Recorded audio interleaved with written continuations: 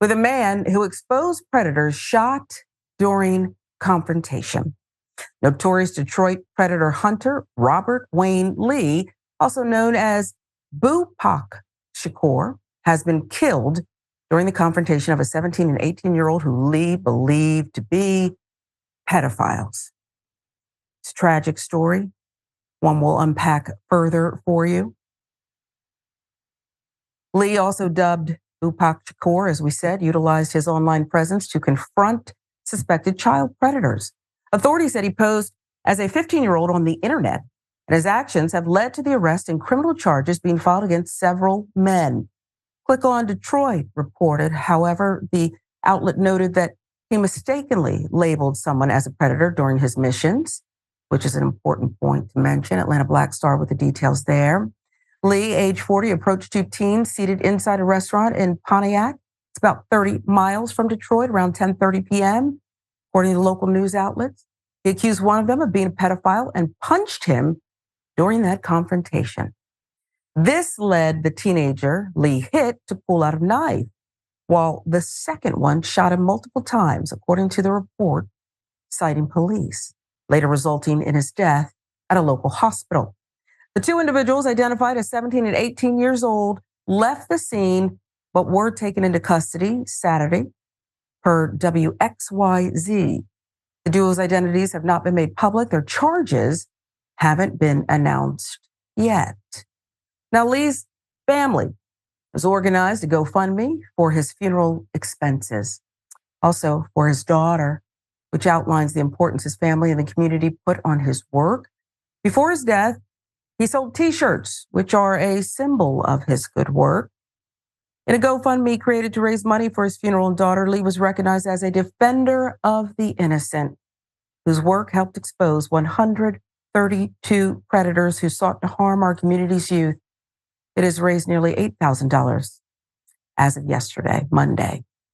A man, 28-year-old Cody Larson, who was present during one of Lee's confrontations earlier this year, told the Associated Press that he wants to continue his work. I really liked everything that he had done. So, Mayor, it's a tragic ending to a bold story, someone who was and had his reasons in pursuit of justice on behalf of those who couldn't always fend for themselves. What do you make of it? The ending and his body of work here, 132 predators. This is something to be commended. You know, I mean, his work, but I gotta be honest, I feel two ways about this. The idea that you walk up to someone and punch them without a trial is something that we should not be celebrating. Vigilante sounds good on Batman, but in reality, the outcome may be just like this one, where someone lose their life, even when they're doing a noble job. I think, his willingness and wanting to go and assist police officers in arresting child predators is something to be praised. Him setting up an online platform to catch people in that manner is wonderful. Him approaching people maybe crosses the line. Him punching people in the face definitely crosses the line. And right now we see a situation where people who have been accused of being child predators by him, punched in the face by him, now may be facing manslaughter or murder charges. We don't even know what happens when he should have just turned that information over to the authorities and let them handle their case. So I'm saddened that this man has lost his life.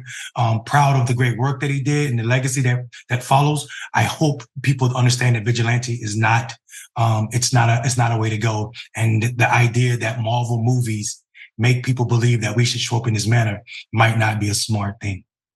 Yeah, and I couldn't agree with you more. I agree with you. I'm in lockstep with your assessment there. The one thing I am curious about is more of his story, because I too agree with you. One person falsely accused is too much. And wouldn't you want to defend yourself when someone walks up, accuses you wrongly, and then physically assaults you? So I wonder about his fire inside and what sparked that initially. And be honest with you, because there's too much that's done to children throughout the world, really, that is never reconciled. And we have people who have survived horrific things as children. who tuck it away or try to, and they go through society and they're not healed. They're broken through no fault of their own. I don't know what his story is, but this obviously was his passion, his mission, and it's a sad way to go. And like I said, I couldn't agree more with you. I'll give you the last word. Yeah, I think it's important that you point out that fact that what is his motivating factor. When I was younger, when I was 8 years old, I had a female cousin that used to molest me, and it took a long time for me to process and deal with that. I think I was well into my 20s before I was able to even mention the fact that this person that my family adored as this great person, woman, had molested me when I was 8, 9 years old, and threatened me, and it created this monster as a child in me that made me want to be devious. So I definitely understand, people becoming products of their environment or reacting to their harm when it's unchecked or undealt with in ways that could be harmful for them. Yeah, and we don't do enough to protect children. I think we can all agree on that. We also, when someone does get punished for doing something horrific to a child, the punishment doesn't seem to fit the crime. Here you have little beings, unformed fully minds, who are stolen from their families, from themselves, from society. There's people who we don't know, Mayor, who they ever could have been. And then when the worst happens, I don't think we give them the tools to help. We just send them on their way. Some people, can't deal with it. And I got to be honest with you, my mouth was just wide open when you said what you said. And I feel some kind of way for the little boy in you. I feel like I can see and connect with the little boy who had to experience that, because there are all of these feelings of not even understanding what is going on here. But it just really leaves a mark. And I hope that we can figure out a way to help people heal who were children, after all, and had to go through this. So we'll update the story. No charges yet. I believe the prosecutors will look at the case. It was being sent to them, but I don't know if I heard anything, perhaps possessing a weapon that you shouldn't have had, that deems it a chargeable offense. But I'm not a lawyer.